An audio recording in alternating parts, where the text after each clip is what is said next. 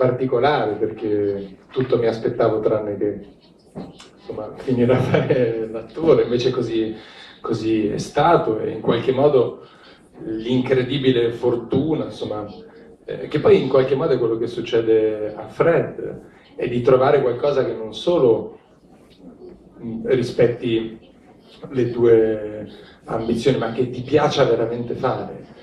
A 30 anni, insomma, in un momento insomma, anche così complicato per i giovani, per i ragazzi che escono dall'università, trovare un mestiere come è successo a me, per cui ti pagano e che ti entusiasma, è veramente un lusso. E questo è quello che mi è successo, quindi credere in un sogno come fa Fred in questo caso, è come è successo a me, insomma è quello che mi è successo nella realtà, è quello che sto vivendo, quindi io insomma, lo sento vicino in qualche modo il film e insomma sono grato insomma, per quello che mi succede, perché mi rendo conto che sia veramente una fortuna sfacciata. Francesco? Tu hai già accennato prima, però effettivamente anche rivolto ai ragazzi è molto importante questa.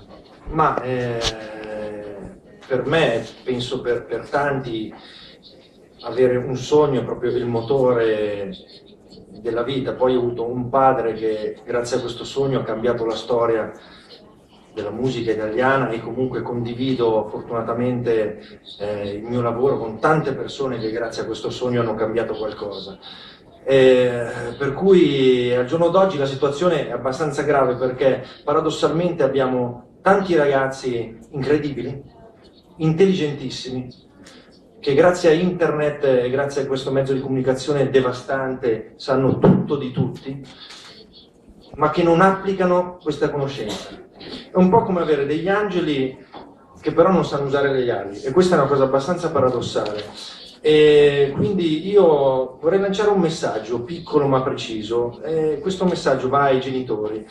I genitori dovrebbero imparare a secondare non i vizi dei figli, ma le passioni dei figli, perché è molto più facile comprare un jeans a un figlio che accompagnare un figlio a studiare recitazione, chitarra, canto o qualsiasi sia la sua passione. Quindi è molto più semplice assecondare quel vizio che è la scarpa, che è il vestito, che è la maglietta o in generale, piuttosto che assecondare la passione.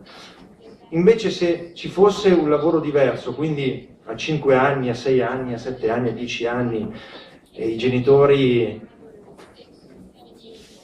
veramente riuscissero a prendere parte della loro giornata per aumentare questa passione nei loro figli, sicuramente ci sarebbero dei ragazzi che al giorno d'oggi avrebbero fatto tantissime cose nell'ambito artistico.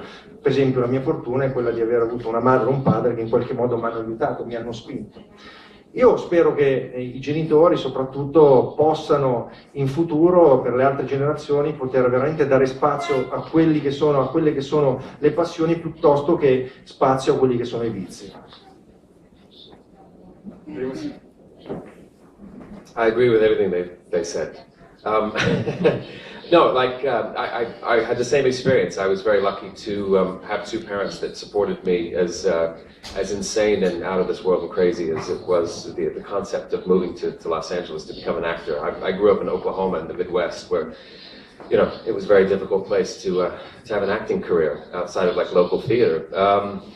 But to have that support from your parents is massive. I think that's it's vital to finding a career and having some success in this business. I don't know what I would have done if I hadn't pursued acting. I really had no escape plan, no plan B.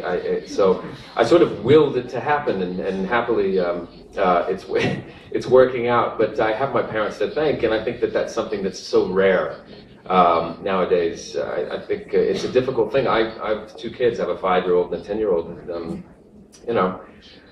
it's like, going to Hollywood's like going to Las Vegas. I mean, you're sort of like, pulling the roulette, or doing the slots and, spinning the roulette wheel. It's the odds are kind of against you for every one of you, there's 1,000 of you out there that is probably just as talented or whatever. But that said, I mean, it's more important to me, instead of thinking of success as you know, that you have to be a movie star to find success as an actor. I think success is defined by following your passion.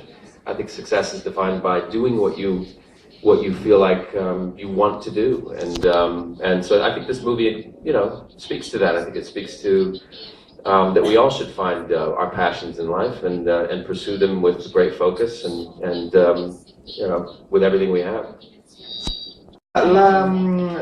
C'è un confronto con David Hasselhoff molto divertente. Il tuo personaggio dice una battuta: era il mio eroe quando era in seconda elementare. È una battuta del film o è in qualche maniera corrisponde alla verità? Cioè, se vedevi Supercar... Supercar. Come il film? Oh, Knight Rider. Okay. Yes, I was. Yeah, I got you. Supercar. Okay. Yeah, he was. I mean, like the line in the movie, he was on my second grade lunchbox. He was a hero of mine. More from Knight Rider or Supercar than Baywatch. I wasn't really into the Baywatch thing. But, in seconda elementare. Sì. Baywatch è venuto dopo, magari. Come passione, cioè, è difficile immaginare Pamela Anderson su una cosa della a me piaceva Pamela Anderson. Yes, yeah, okay, yeah, I was in my 30s then too, yes, still living at home watching Pamela Anderson in a bikini.